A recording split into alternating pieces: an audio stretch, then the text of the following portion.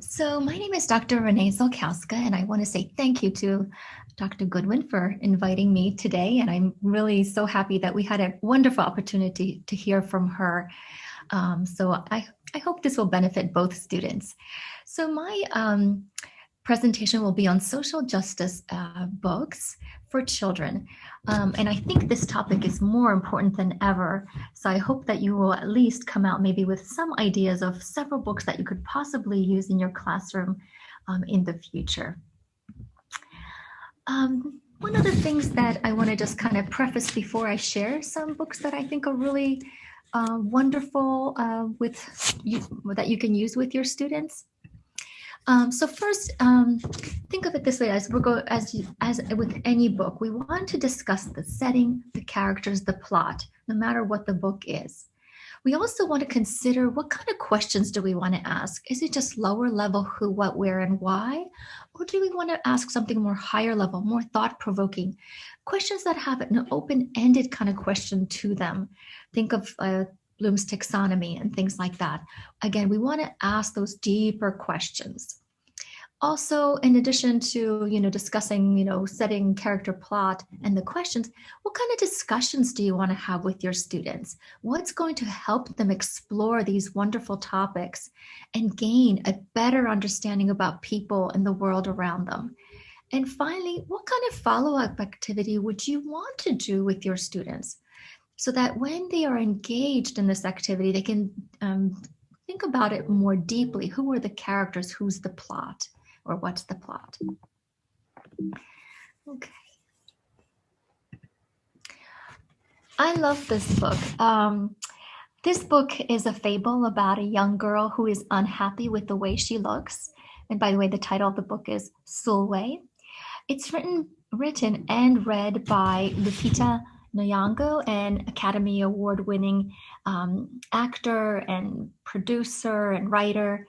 The story begins where Solway was born right in the very beginning of the story. She was born the color of midnight. And throughout the book, she struggles because her family's and her friends' skin is not as dark as hers. Children at school call her Blackie, Darky, Night, and soon she begins to hide away. It's really a beautiful book that addresses colorism, which is defined as prejudice or discrimination, especially within a racial group or ethnic group, favoring people with lighter skin over those with darker skin. So this book really encourages students to recognize, um, um, you know, recognize who we are. And it's just such a beautiful book. And by the way, the book with the title Sulwe means star. And again, it has a really beautiful, powerful message. The next book that I want to share with you, and here are some ideas about what you can do with this book.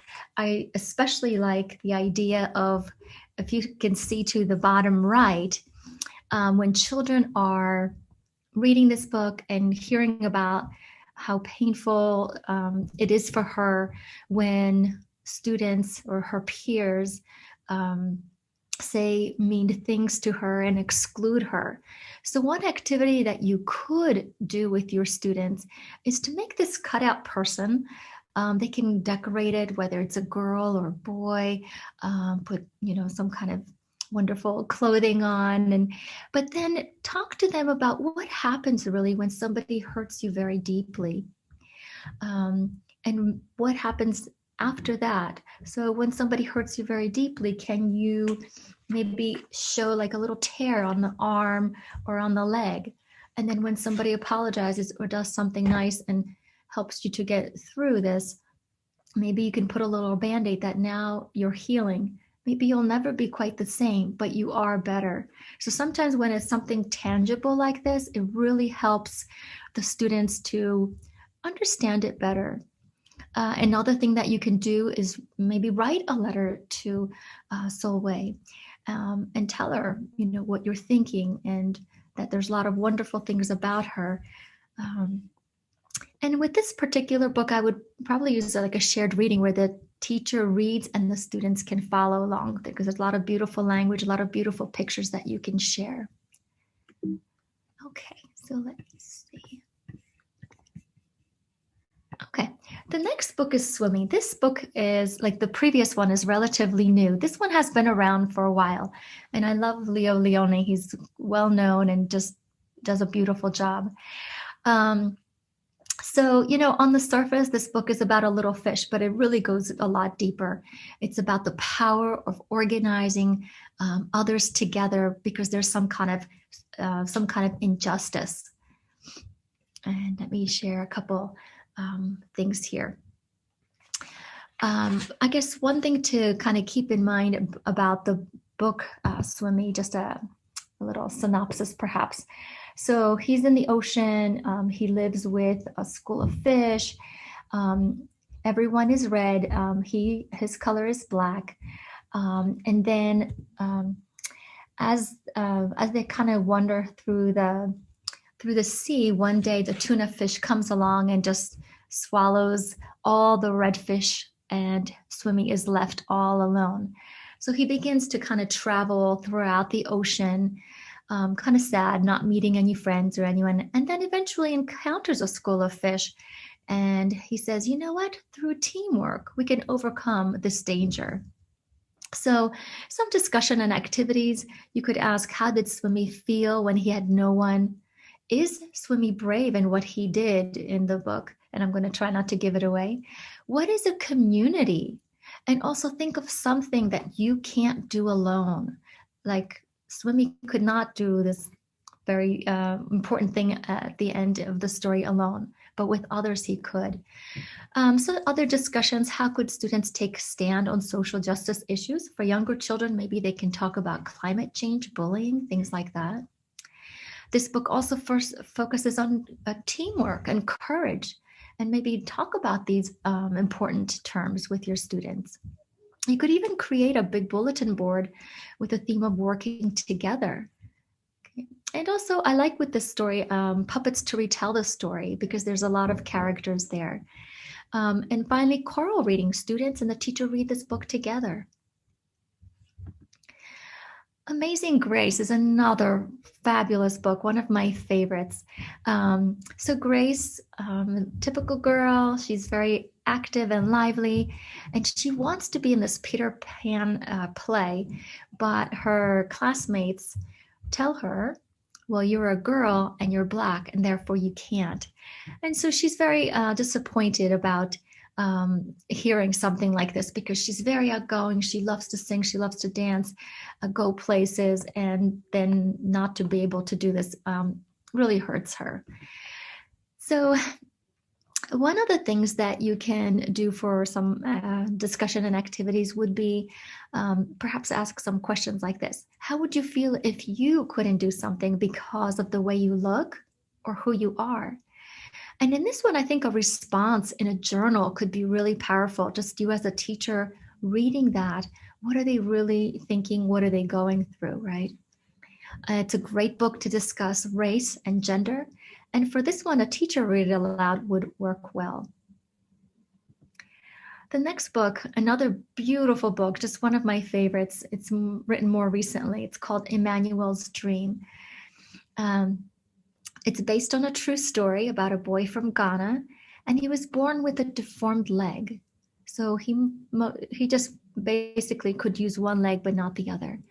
And again, he's just could be an inspiration for other students who have disabilities, and not necessarily physical ones, but others as well. And so just a little background about him and the book. He was born in Ghana. Again, he has a deformed leg. He was dismissed by most people, but not his mother. She was always there to support him. Also, it's amazing that how persistent he was. He hopped to school more than 2 miles each way, played soccer, and left home at 13 to provide for his family. And then more recently, he became a cyclist. And I can't imagine, but he rode 400 miles across Ghana. And again, he has this powerful message that disability is not inability. So I think this can be very inspiring for many students. And a discussion and activity for this particular book, great to activate prior knowledge. What kind of disabilities are they? What is a disability? Those kind of things. Um, and also with the book, how does Emmanuel see himself? Does he seem disabled to you? How do the illustrations show hope, determination, courage, persistence? In addition, you could also ask, how are you similar and how are you different from Emmanuel? This could be a good place to do a Venn diagram, doing a comparison. And a buddy reading of this book would be really wonderful too. Another great book, Malala's Magic Pencil. She's dreaming of a better place because she sees justices around her in the world. And I like this on the right corner there. If I had a magic pencil, I would use it to draw a better world, a more peaceful world. She's from Pakistan, and there's a lot of turmoil, and of course, girls in particular are not able to do the same things as male children and adults. So, just a little information about that. And in this book, she would use this pencil to make everyone happy, erase the smell of garbage in her city, to sleep an extra hour in the morning, all these things she comes up with. But as she grows older, she sees that there are more important things to wish for. She really wants the world to be a better place for everyone. And even if she never found the magic pencil, Malala realized that she could still work hard every day to make her wishes come true. And some discussion and activity. Ask the students to make predictions based on the title and the cover. What might the story be about before you even start reading? What injustices do we see in the world? How can we help? What are human rights? What are some opportunities for you to speak up and make a difference? All of those are wonderful. And again, with each book, you don't have to tackle all of these books, but sometimes if you pick one right question, you could be talking about it for a long time. And a silent reading or rereading of this book would work too. Okay. This one, as you can see, is kind of dark, right? So the title is called, of this book, Terrible Things, an Allegory of the Holocaust. It's really fascinating because when you look inside, it's all these little animals, but each page is a sketch and it's very dark and somber and almost scary, but it's still all animals, right? So it's interesting because just like from the description here, many people during World War II looked the other way when terrible things happened. And the same thing here. It's a clearing, it's in the woods, and one by one, the animals disappear. These terrible things happen, and then nobody is willing to be courageous enough to stand up and to protect others. That fear only makes things worse, and again, one by one, they all disappear. So it's a really heavy book. So I probably would not use it with young readers and young students. And maybe just some more information here, especially the activity and discussion part. Should we stand up for what is right? How do we do that? Since the book has many characters, I think this is a really appropriate one to use reader's theater and act it out. But again, this has so many directions you can take with this. And it's just a fabulous book, just really, really wonderful. Another book, Those Shoes, Jeremy, who he and his family are not well off, wants shoes that everyone has at school. But of course, his family cannot afford these expensive shoes. So it addresses the social issue of economic differences. And with this book, we find out that, he wants this pair of shoes that everyone else is wearing. But grandma, of course, says, We don't have room for want, just need. Um, and then Jeremy learns towards the end of the book that things he has are worth more than the things he wants. So having a loving family is so much more than those shoes. And then the discussion and activity, you can look at the cover carefully. It says a lot. What do you see? What does the book cover tell us? Have you ever wanted something that you knew you could never have? How would you feel? And then maybe writing as an activity, writing a letter to thank his grandma or whoever is part of that family to show appreciation. And for this one, partner reading would work well too. And some other social justice books. And of course, there's many, many more. I love Visiting Day. It's such a beautiful book about a daughter and a grandmother who visit once a month the dad in prison. So it's about incarceration. Mango Moon, it's about deportation. A family discovers that the dad will be deported and they don't know what's going to happen next, what's going to happen the next day. Stephanie's Ponytail is about bullying.